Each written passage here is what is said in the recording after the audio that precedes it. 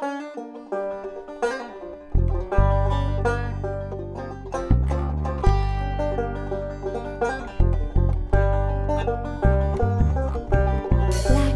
hatch, chiming up my window.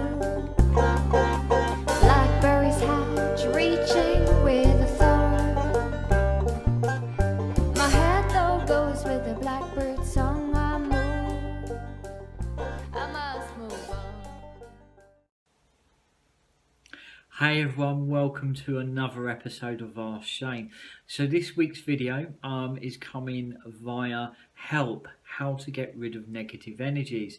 It's an older video, older episode within the Ask Shane series, but this is quite a fascinating question, and hopefully going to be able to kind of reach many of you with some really kind of practical insight into developing your mediumship, developing your psychic abilities, and really kind of being able to healthily navigate that. Okay, a lot of what we do, you know, for me, for the innate in the way that we work, it's all about kind of growing corners. It's all about kind of moving people forwards.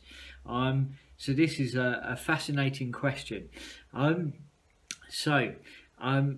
Hi Shane, I've been guided to find your channel. You know, I straight away kind of find that fascinating in itself. So hi Shane, I've just been guided to find your channel and start watching you. I did not believe in the afterlife as a child. I needed to see to believe. I was asking, I need to see you to believe. I believe my third eye was opened. After a spiritual church meeting, I went back to a friend's house. I saw a lady in grey walking down my friend's stairway. Okay, I want to pause on that moment there for a moment, okay, just for a second. Remember what I've said time and time again, you know, how spirit kind of turn up, you know. Nowadays they say to me, we're working that much harder to make contact because everyone is preoccupied. One of the ways that they make contact is physically emanating their presence from doorways, hallways, passageways and stairways. So she went on to say, I saw a lady in grey walking down my friend's stairways. Okay, you know, time and time again people tell me that they see stuff and it's going to be either in a doorway, hallway, passageway, stairway. Okay, there's a common theme there. They're transitional spaces. They're spaces that we are very aware of subconsciously. You go to turn to walk up the stairs, you're very aware. As you turn, you feel a presence, you see a shadow at the top of the stairs. You know, those things happen time and time again. Okay, so that tells me absolutely this is a very powerful experience. It's a real experience. Short while after, the lady goes on to say, short while after that, I went online and found out information about this. The lady goes on to say, I really let it take over my life. I gave readings online. People were amazed what I said to them. The only thing is, I couldn't shut it down. I tried, but spirit were coming in. They wouldn't go. Maybe they were trying to control me. I was very, very scared. In the end, I saw my uncle, who was a priest. Ever since then, I kept away from it as I couldn't shut down. Spirit used to wake me up in the night. That's the other point, you know, I've said, is that spirit often will come to us at night, and that's not because, you know, it's spooky, you know, or they're haunting you. You know, spirit don't haunt you for a start, you know, but the kind of mind, you know, and the people do have those experiences. For sure, they have those experiences. But one of the reasons that spirit come and wake you up during the night is because, again, we're not so preoccupied. Okay, the mind is in that kind of semi-dream-like state. people dream that they've had an encounter, dream of a loved one, dream of a relative. And that's because in a way it's easier for them to make contact with us because we're not so preoccupied. However, there is another side of this, and people do experience some not so nice experiences. However, do not let that frighten you, and I say that not lightly. I think that, you know, anyone that's kind of concerned about those sort of things, do look at some of my previous videos, i.e. this one that I'm relating to now, where the questions come in. Help how to get rid of negative energies, also the only psychic protection you'll ever need, and the importance of kind of closing down. You know, those things are really important, which I'm going to cover off in a moment. Okay. So yeah, she would sing to keep herself awake. She would sing songs over and over again. She goes on to say, I was banging my head on the wall, please go away, please back off. Then the lady goes on to say, now your channel popped up and I've been watching you. Anything you can help me with, please. Even listening to you, I feel presence and energy around me. Thank you, dmeade. Okay, so dmeade, and all of you that are kind of watching this, one of the first things I want to say to you is based on my own experiences. So everything I kind of share with you is either based on my experiences or the feeling, the information, the education, the wisdom, the knowledge that comes from the innate. Okay, so it comes from either my own experience or the sense of the innate sharing insights, knowledge, wisdom, and experience. Okay, so based on my own experience and thoughts that come to me when I kind of pondered this question. So going back, when I first opened up, and if you kind of watch the only psychic protection you'll ever need, and also how to get rid of negative energies, you'll hear me share an experience where for many weeks and months, whenever I kind of sat quietly or whenever I kind of closed my eyes, I got a sense of someone screaming. I could feel burning, and it was a very, very overwhelming experience that was triggered actually from sitting in a development circle within the spiritual church organisation. And that went on for some time, and I didn't really know what to do with it. It was very early on in my development. It was kind of quite overwhelming. It was very scary. It was very intimidating. And then by chance, cutting this story short, okay, longer kind of explanation of this story can be found within those other videos. But I want to really kind of share with you some practical kind of tips today to really kind of get on top of this. Long and short of it was that went on for months, and it was very overwhelming. It was very scary. I didn't know quite what was going on with it all, and then by chance I found myself outside a library, and I say by chance because it never is, it's always by design. I found myself outside this library. I went kind of up the stairs and found myself standing facing the New Age book section. And as I kind of looked over, there was this book kind of hanging off the shelf. I remember kind of looking at it thinking, it's drawing me over. As I went over to it, I kid you not, it fell off the shelf and it landed and the pages were open.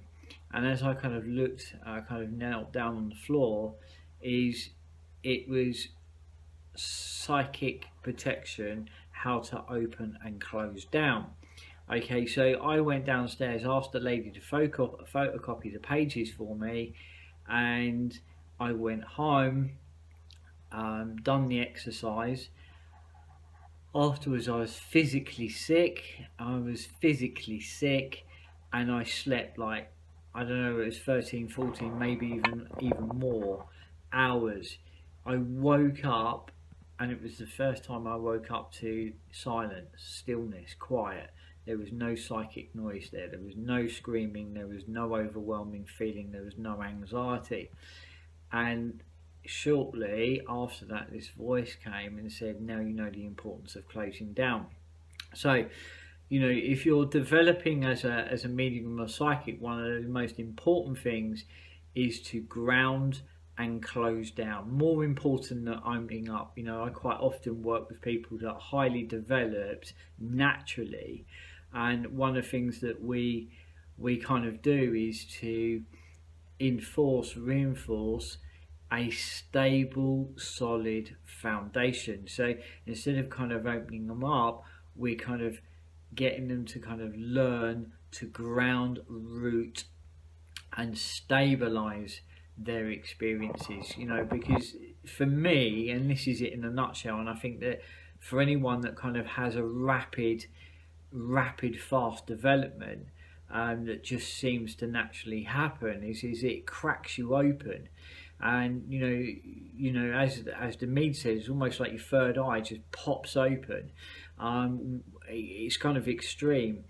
And what begins to happen is you're thrown more into that world. You know, it's like the pendulum effect. You're thrown more into that world to start with than you are into this world.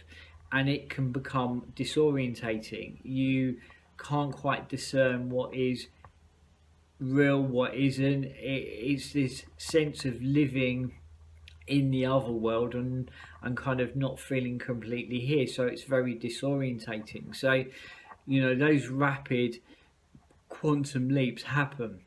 But what we've got to do is kind of try to stabilize them and know that it is a process. And most importantly, one of the things that we would really reinforce is the importance of grounding yourself. You know, I kind of have learned over the years, if I'm going to work at the level that I work of in this field, is that it's really important for me to kind of root myself, ground myself, so that I can kind of step into that world, have those kind of encounters, to be able to relay the messages and relay the work that I do at the level that I do it. And I need to be anchored to do that, you know, so be able to kind of walk into that world, have one foot here, be able to really root that and be able to kind of walk into that world is vitally important, you know. So how do you ground yourself? Well, one of the ways that I found that I ground myself is that, as many of you know, part of my world is kind of adventuring, you know, adventure cycling, which was born out of rehabilitation for me learning to walk again 7 or 8 years ago. But it's become so much more than that. It's liberated me. It's taken me on the most amazing adventures, and I've met the most incredible people. But the one thing about that is it's incredibly grounding. I get into my physical body. If I get into my physical body, I root and I ground myself. I bring back a sense of self. So if you're kind of out there and you're having those experiences, is you're dissolving slightly, for the time you're having those experiences, your sense of self. Okay, so it's really important you have a sense of self. I think physical exercise is such an incredible tool to be able to kind of foster and nurture your sense of self. And the other thing, it strengthens you. Okay, so at this point I really want to encourage everyone to watch, if you haven't, my video, this psychic protection, the only protection you need. I will put links within this video that I feel that are of importance.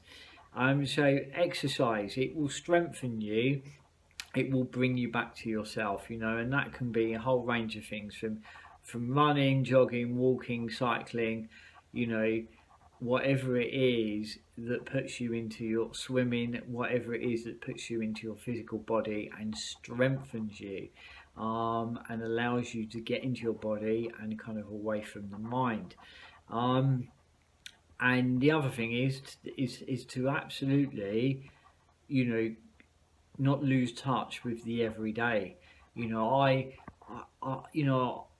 I will go into the everyday. You know, I still enjoy watching a movie. I still enjoy going out with my friends. I still enjoy an ale or two. You know, it's the everyday that is also equally important. You know, and I think that it is about kind of, in a way, trying to define those boundaries with yourself, not always with spirit. You know, sometimes spirit will, in a way, pester you, if you like, um, to try to teach you those boundaries, you know. And if those boundaries are not there, there will be other people or passing traffic you're just going to pick up. Imagine your transistor radio picking up every frequency at once. Now, if you're kind of open to that level, that's exactly what's happening. So, you know, it's not an easy journey, but it's one that we have to take hold of the reins. We have to try to take hold of the reins, um, and grab hold of it, and really work on kind of rooting and grounding. That's what I say. Exercise is key. You know, it's for you, dmeade. You know, it's such a overwhelming, powerful experience that is engulfing you. You know, because like you say, please go away, please back off. You know, you're asking for that. And I would say to you, exercise will really, really, really help, because in a way, it's going to strengthen you, and it's going to strengthen those boundaries. And also, it's about kind of tuning out. And I think that that's an art in itself, is that we tune in, but some of us naturally just tune in. So what we've got to do gently is learn to tune out. And how do we do that? Focus our time and attention also onto other things. You imagine kind of walking through a shopping mall and you're picking up on everybody's emotion. There are people that are that empathic, and I know, going back in my life when I was growing as a child, that I would constantly walk around feeling quite overwhelmed and quite anxious. And what I went on to discover, as an adult, was, looking back, the only time that that went quiet for me and silent for me was when I was by myself, and in the middle of nowhere. You know, I love nature, I still do, of course, and it was the only time it will go quiet. And I thought to myself, was it because I was nervous and I was, you know, an anxious child? No, what it was is I was picking up on everyone else's emotions. So the only time it was quiet when I wasn't around people, you know. So solitude, I seeked out solitude, and I still feel, you know, to this day, you know, those experiences that I have in those wild, remote places fuels my soul.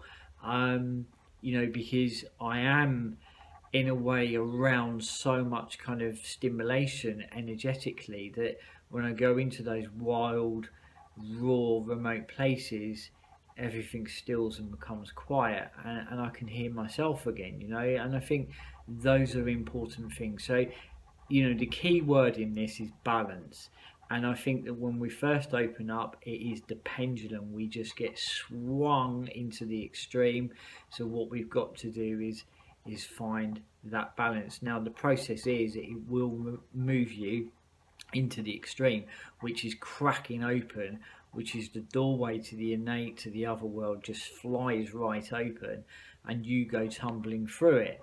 And then what we need to do is pick ourselves up from that experience, and then start absolutely mapping a route back, where we're able to move into that, but we're also able to move out of it. We're not designed to fully live within that. We're designed to move in between the two, but absolutely anchor ourselves here. And why? So also that information can grow corn, that it has purpose, you know, beyond, you know, those weekly development groups where you kind of, you know, sit and you lose yourself to the experience. But that isn't them moving people's worlds forwards or people's lives forwards. That information has to have its place in this world and have a practical application. The spirit always say is that it has to grow corn.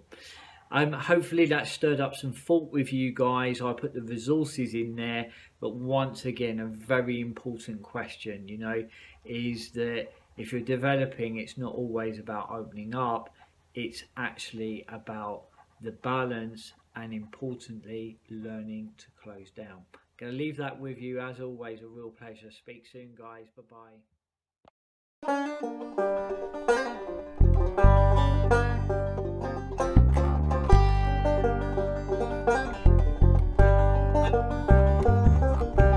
Blackberries hatch, chiming up my window.